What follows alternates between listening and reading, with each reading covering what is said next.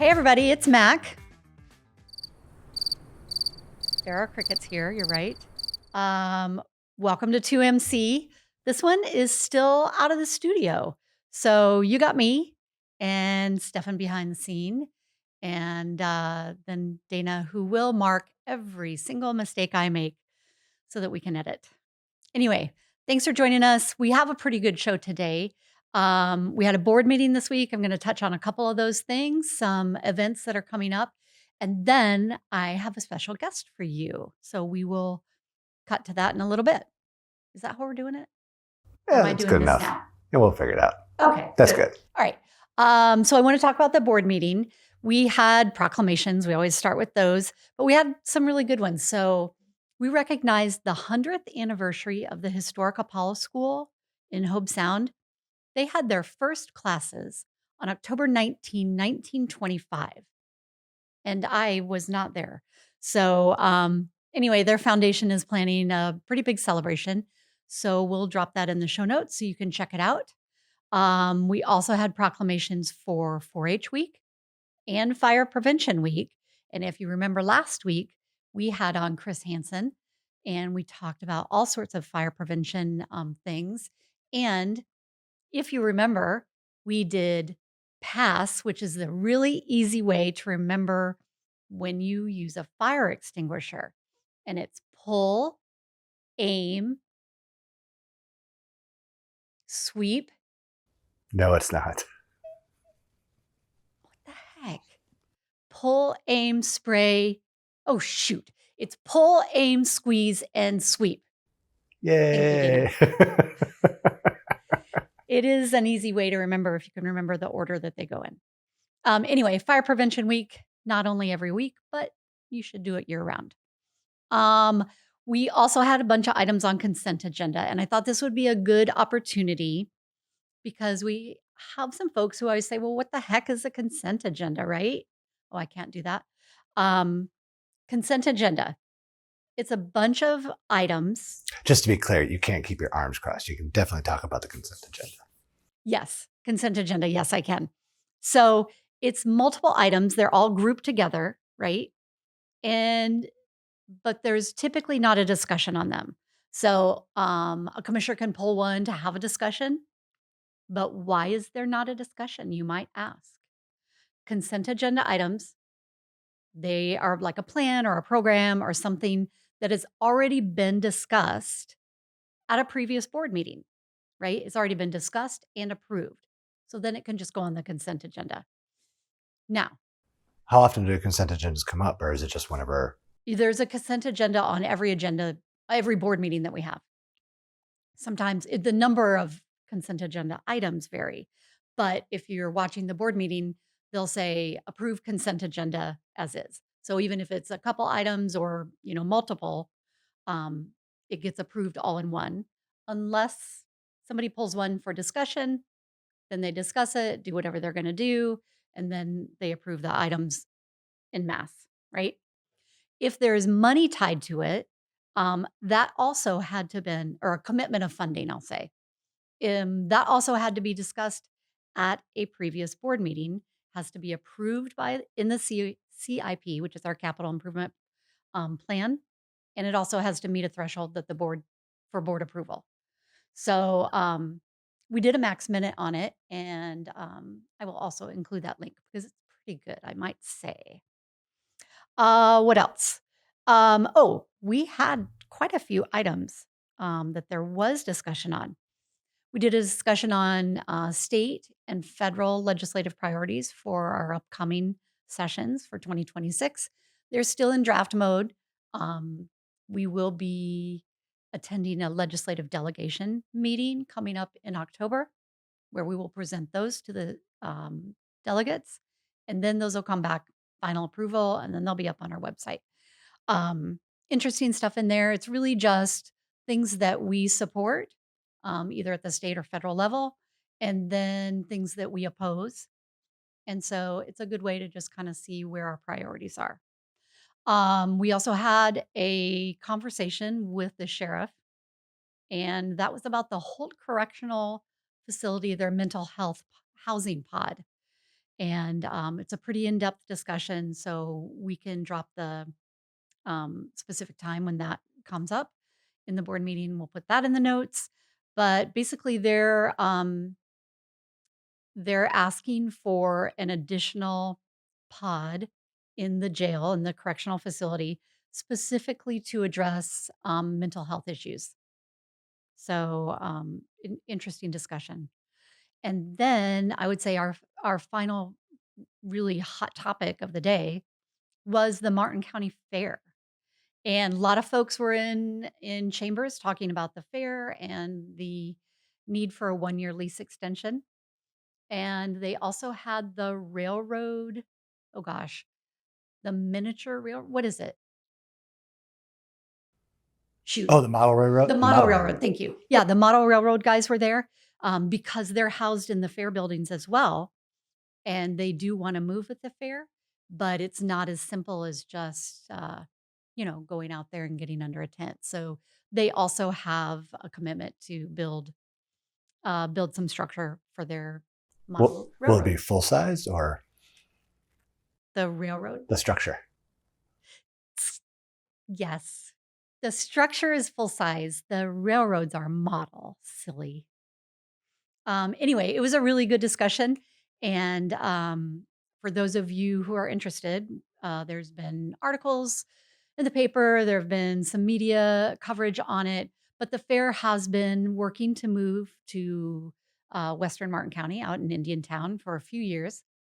And with this 1-year lease extension, they will be here in Stewart for the 2026 fair and working toward the 2027 fair in Indiantown.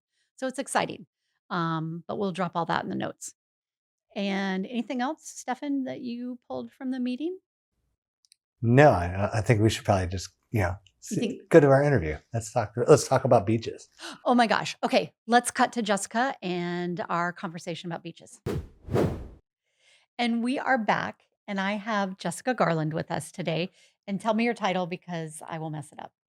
I am the Coastal Program Manager for Public Works in the Environmental Resources Division. And now you know why I can never remember that. So thanks for being here today. No problem. We were talking the other day about beaches and just in general. There's always a lot of discussion about Bathtub Beach in particular, Yes. but just about our coastlines. And I thought it would be interesting for you to talk with us about what do you do for a living? We do a lot. I do a lot. Yeah. So I manage 21 miles of beach in Martin County. So that is every Atlantic facing ocean park. It doesn't sound like a lot, It doesn't, but it is. but it is. So that's from St. Lucie County to Palm Beach County. Now, the town of Jupiter Island does manage their own beach renourishment project, but we still have to coordinate with them on what they're doing on Mhm. their beaches. So there is some management that goes into their Yep. beaches alone And as all well. that coastline, it's not like it's just the same. No, It's it's not. all different. So Every part of it yeah. has a different aspect, a different management technique, a It's different fascinating. renourishment style, a different project aspect altogether. What do you want to talk about first? I know. Let's talk about the upcoming 4 Mile Beach project. Okay. Because it is coming, and then we'll spend a lot more time on Bathtub Beach because it is such a yes, hot topic. It is. So the 4 Mile Beach project, it is as long as it sounds, 4 miles. So Cool. it goes from the St. Lucie County line Mhm. to Stewart Beach. Right. We may not always construct the entire 4 miles, but it is a permitted 4-mile long beach project. And this is something that is a regular occurrence. It's not just happenstance. So it is scheduled every 8 years. Okay. And that depends on storms. The last project we did was 2018, but prior to the 2018 project, it was done in 2013. So that was only 5 years. Right. But that's because we had quite a few storms in between there. And now we're in this kind of storm season, as we like to say. We I mean, I are. know we're in hurricane season, but we get a lot of nor'easters. We've got nor'easters, king tides, and hurricane season, and usually they all occur right on top of each other. So there are a couple storms that just passed by, and they didn't hit us, but they're producing large waves out in the ocean. The one storm is way up in the northeast, but it caused large waves, and we now have big waves coming through. And this week is king tides.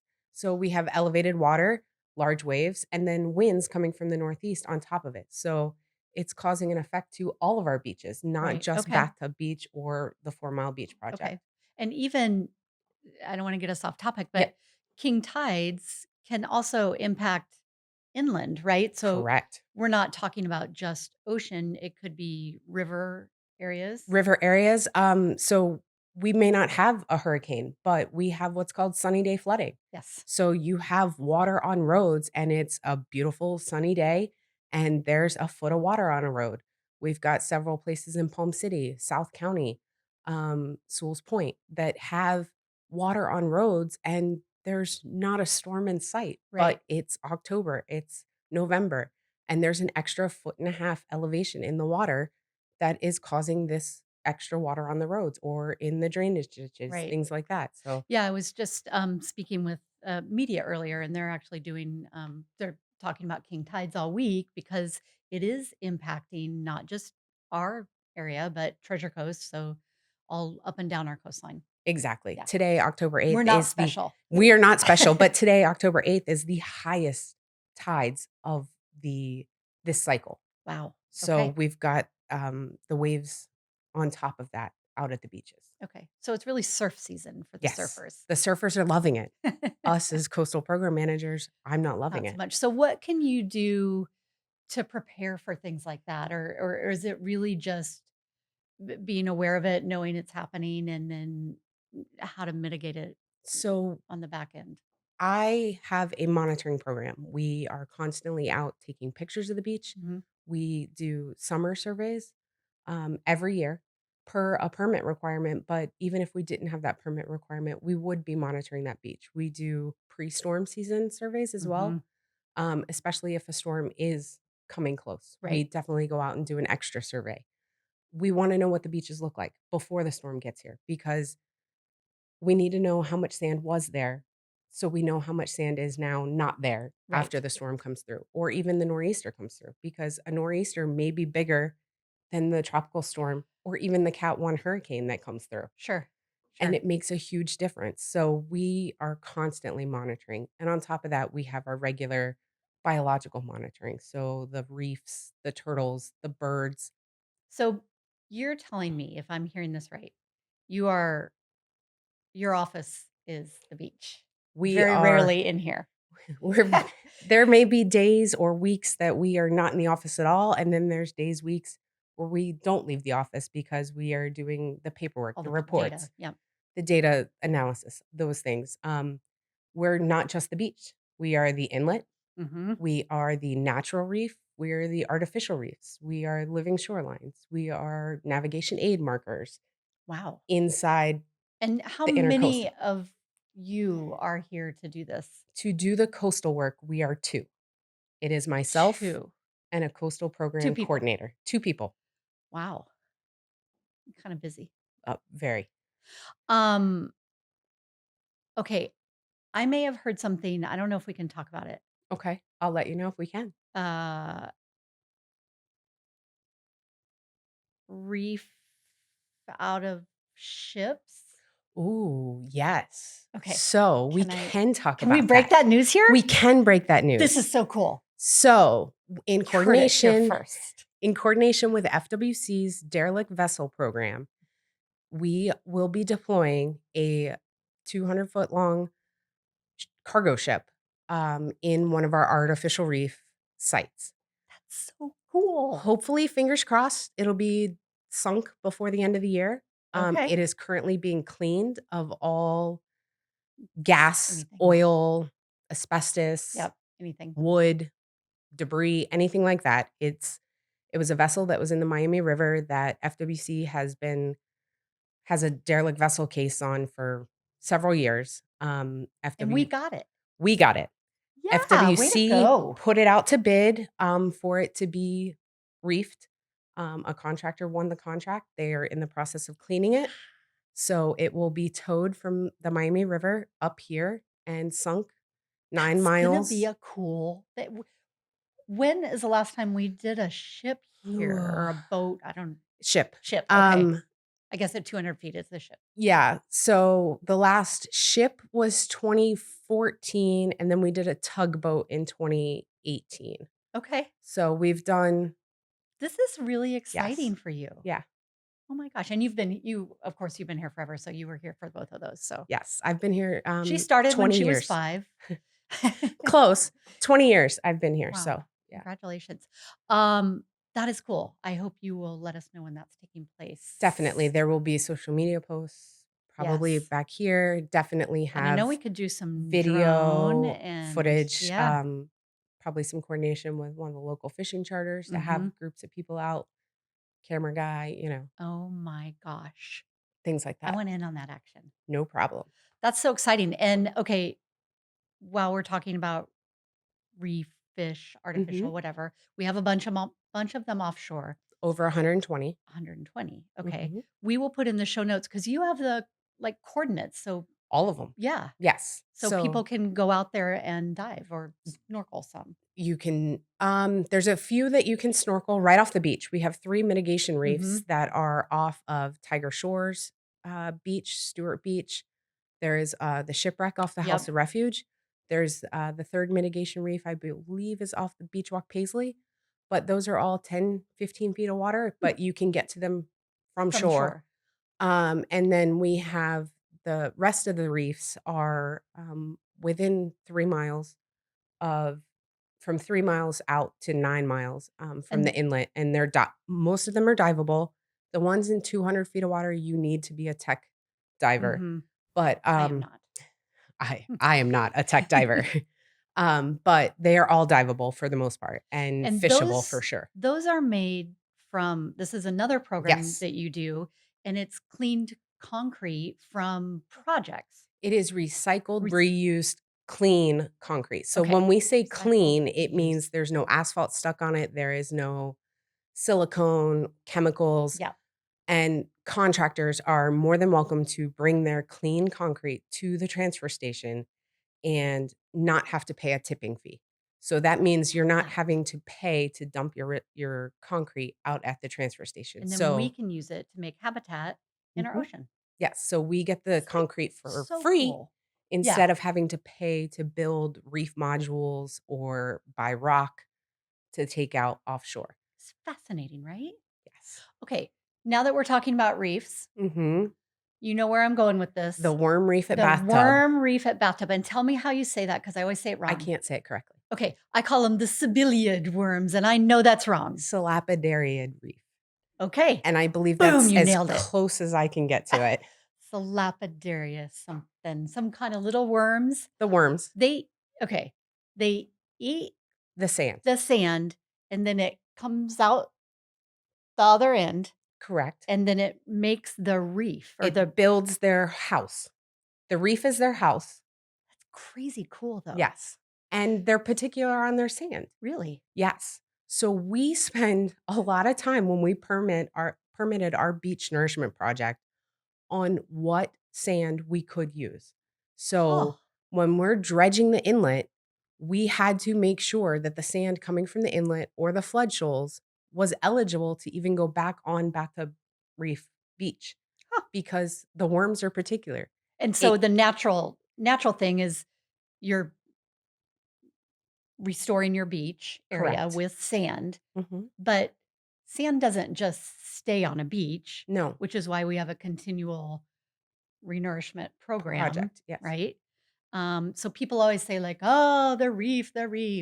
So the natural drift of sand is north to south. Our inlet is not a natural inlet. It was hand dug in 1895 by the local fishermen. Granted, it was only 30 feet wide and it is now a half mile wide, but Mother Nature opened it, made it bigger, but it was not natural to begin with. It was only 30 feet wide. So by it being hand dug, it is now considered a man-made inlet. It is a small draft inlet, and we have to maintain what was the natural passing of sand, both into the flood shoals and south of the inlet, but also what was supposed to stay on the beaches to the north, which is why we have to take sand from the inlet and the flood shoals and put it back on Bathtub Beach. Okay. So this is by state statute. State statute and our state mandated inlet management plan. Okay. So It, this is a lot. there's a lot of things we are required to do and we have to do because of the fishermen from 1895. Thanks, guys. But the reef, you talked about monitoring earlier. You guys Yes. monitor the reef. Yes, and So you're it's like been you go out monitored. there. We've been monitoring it since the Dune project in 2010. We had to begin monitoring it regularly then, and it has steadily been monitored since 2014, prior to the first full beach project in 2016. So Okay. the reef is healthy. The worms are happy. It is How do you know they're happy? Come on. because they're What's a not happy worm dead. look like? Okay, good. They're Yeah. living. They're surviving. Right. And who else is on that reef? You said it's Oh, there's algae, there's crabs, there's fish, there's any creature all of that the things that make up a live healthy on a environment. happy reef. Huh. They're there and they're thriving. So we have our biologist is out there twice a year doing the 2 permanent requirements. Okay. So she's constantly doing it, and she has been monitoring that reef since she did her thesis in college. So she is very well knowledge on this reef. She has studied this reef for a very long time before she even worked. before she ever worked for us. That's crazy. So yes. Wow. That's neat. Okay, what else? Bathtub. You want to talk specifically about bathtub? Bathtub. It may not look fantastic, but it is stable at this moment. So this past week, yes, we did lose some of the dune, but the actual beach did rise in elevation, which is very hard to explain. Okay. So the waves are higher than they normally are because of the king tides. Okay. Which means there's more water in the water column. Okay. So the waves are coming in at a higher height. Yes. Okay. But in those waves, there's sand suspended in the waves. So that sand is getting dropped. Oh. So it's building the height of the beach. But those waves, because they're higher, they're coming in at a higher spot. So they're hitting the dune. Right. At a different. Instead of hitting the sloped beach. Yes. So they did take some of the dune vegetation. Okay. So but it's to be expected. It is to be expected this time of year. Okay. And not overtopping. Not overtopping. Which is something that, used to happen. We have a big project at Bathtub. And infrastructure is in place. We would do truck calls, emergency truck calls. We haven't done one in 2 years. This might be the third. I'm ecstatic. The seawall that was installed 2 years ago has done its job. That's pretty amazing to think like how long you've been battling nature. Yes. For this beach and the infrastructure behind it and everything. And then to see it work. You guys did a project and it's working. It's working. We installed the seawall and immediately following the seawall's in the dune. Yes. So it's not like some places. You can't see it. Yeah. The seawall is not visible unless all of that dune and all of the vegetation is gone. Yeah. So right now, storm. Right now, the seawall is underneath the lifeguard towers. It's underneath all of that vegetation. The wall that people see in the parking lot is just a small gravity wall. So that is protecting the parking lot from and it's not even protecting the parking lot. It's keeping the backside of the dune up. Yeah, up. So the slope of the dune, we needed something to hold that backside of the dune. Yep. And that's what that gravity wall is doing, is just stopping the backside of the dune. So the height of the seawall is 9 feet tall. But it's down in the... There's another 5 feet of sand on top of that seawall. So it's like as tall as me. Very. Yeah. Yes. So the beach, yes, it may not be pretty, but it's really not its job to be to pretty. Look 100% all the time. Your job to make it. It's a nice bonus. Correct. If it looks pretty. Yes. It looks fantastic right after a project. Yeah. But Mother Nature, she will always come back and rearrange that beach. She wants it to look the way she wants it. Yeah. Not how we made it look. Right. But she keeps the majority of the sand where we put it. That's so fascinating. And I know that's in your office you have a collection of sand. A collection of sand. And I thought it was like, oh, you love the ocean. This is your job. You collect No. sand from all these beaches because you love it. It is like I said, the worms are particular on what type of sand we give Who them. knew? But it's not just the worms. It's we have to match the natural sand for any of our beach projects. So the collection of sand in my office is places we've gone looking for sand, the offshore borrow areas, upland sand sources, so sand mines, things like that. So when we do have to do an emergency truck haul, we know the place we're getting the sand from matches or is very close to what we can put on the beach or at least in the dune. That's cool. Isn't that cool? It is amazing. Anything else? What else? Anything? What have I missed? I know we should have you back because you have some other cool projects to talk about. I do. We have a lot. Our Living Shoreline project I know. that I want to do that one one that's too. completed and then one that's currently under construction is an amazing project that's going on. So Maybe we'll go out there. yes, you guys Maybe we have gotten should some go current footage, but out there to do that project with you that would be a good one. on location. On like it. location. We'll do it on location with the ship deployment. Yes. Yes. All right. Anything else?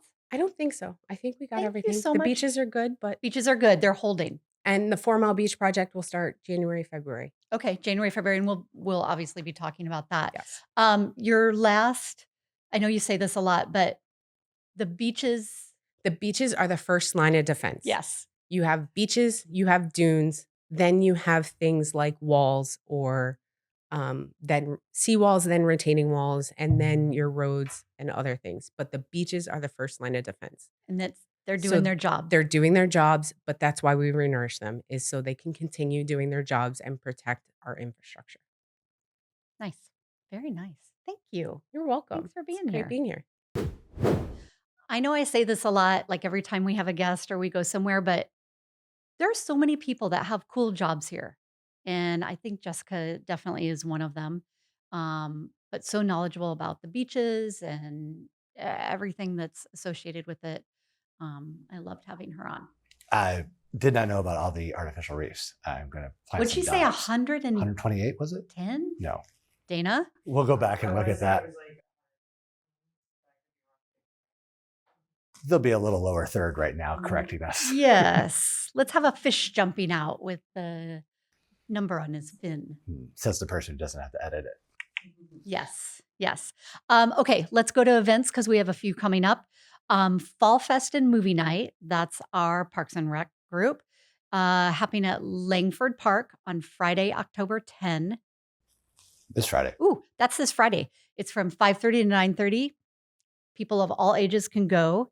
It is fun and games, entertainment, food trucks. I'm not going to touch the table because it's loud in Stefan's ears. I think they're going to do costume contests too. And then at 8 p.m., do you know what they're going to do? Is this Beetlejuice? Beetlejuice. Yes. Beetlejuice at 8 p.m. on a big screen. Wait, no. Is it actually Beetlejuice or is it Beetlejuice? No, it's Beetlejuice. Oh, the second one. The second one. Oh, awesome. Because it's two Beetlejuices. That's what I was asking, to making sure that it was the second one. Yes. All right. Yes. That happens at 8 p.m. So that is going to be fun. Also, I don't know if you know this, at Sailfish Sands Hitting Bays. Yes.